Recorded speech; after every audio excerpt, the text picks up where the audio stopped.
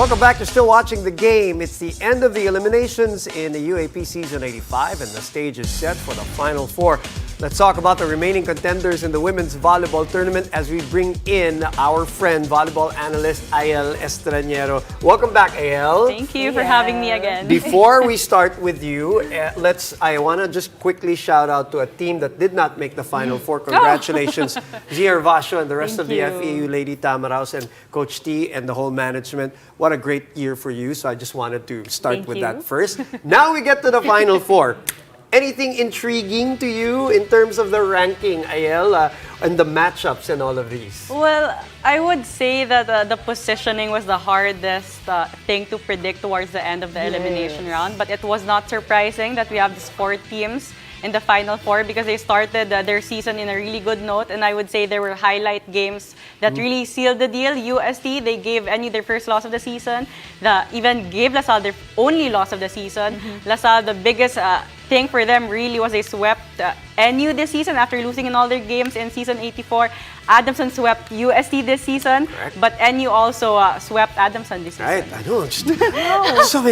So much contrapelos here. Z. Sobra, yun nga yung sinasabi nila. Especially the matchups for the semifinal round. You got LaSalle, UST, NU, Adamson. It's very interesting because these teams, especially the 3 and 4, they've beaten the 1 and 2 previously. So, especially in a twice-to-beat advantage, what are your thoughts?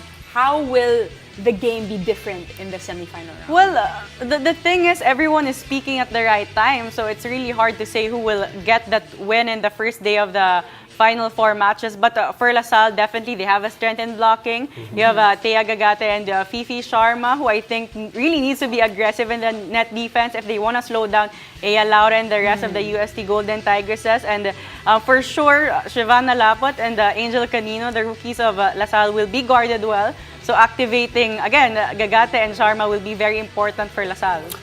We just flashed the team standings earlier, and we seem to forget that UST has 4 losses. It's actually surprising when you think about it, because they have been on a roll also, and they are going to be the matchup, Z, obviously, for LaSalle. The one team, as you mentioned, that gave them that loss. Does that play in their heads? This is a blockbuster matchup, by the way, that the fans are going to love.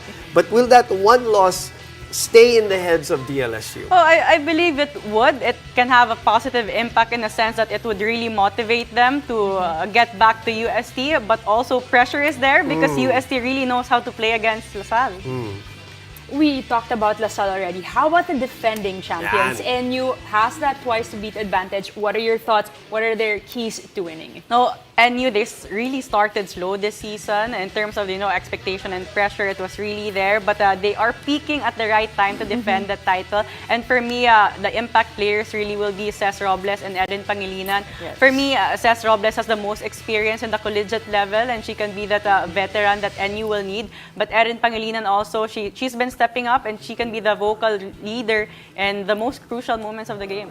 Does it concern you, Ayel, that the last match of NU going into the Final Four was a 5-setter against a team that had no more chance in the Final Four? Does that mean anything? As the question goes, is it something or is it nothing? Oh, for me, it was something for the teams that really tried to fight towards the end. But for the Final Four, I feel like for these teams, it's back to 0 coming in the Final Four matches. Again, back to 0, a new round, semifinal round, bigger things are at stake. Let's go back to the LaSalle-UST matchup. You mentioned you wanted to talk about Det Pepito and her crucial role for UST. Oh, it's very crucial because for me, Det Pepito plays a crucial role because they're playing against LaSalle, who is number 1 in blocking, number 2 in spiking. So it's very important that she stay calm and composed and very stable in the defense for UST. Probably going to win best receiver, best digger. Number 1 in digging, correct. number 1 in receiving. Aya Laure is like the ultimate game changer. Babantayan ng LaSalle yan for sure. She's hell-bent on giving UST the title. This is one of those cases, Ayel, that LaSalle might need that twice to beat advantage, don't they? Because of the crowd factor also. And not just the crowd factor. I'm pretty I love sure, the reaction. and I'm pretty sure UST will be coming into that game with that confidence because the only loss, again, we keep talking about it, the only loss of LaSalle was in UST, so they have the confidence and they really know, again, how to play against LaSalle. But again, the lineup has shifted also for LaSalle, and it's going to be interesting how Coach Ramil will be, mixing it up for the semi-final round. How about NU and Adamson? For Adamson naman, you wanted to talk about their leader, their captain in Louis Romero. Oh, Louis Romero, again, NU will have the disadvantage in terms of height and length. So the creativity of Louis Romero will be much needed in creating those gaps and spaces and the blocking. Because if you have the well-established blocking in NU, Adamson will really have that sort of difficult time in penetrating the defense of NU. So Louis Romero will really have to work hard and think hard to stay unpredictable in their game against NU. What is your opinion on, some people are saying, buti na lang iniwasan ng Adamson. Not iniwasan in the sense na sinadya, no? But they ended up at number 3 and they avoided LaSalle. They always have a problem with tall teams. In your opinion, does this matchup against NU, is it better for them as opposed to LaSalle? Just with your eyes. I think it's better in a sense that they also was able to give NU their first 5-set match in the first round. They really pushed and challenged NU. But their game against LaSalle really had the advantage. They were dominant. So Adamson here, in terms of positioning as well, they have at least advantage because if they lose in that match, they can be automatic third if UST also loses against LaSalle.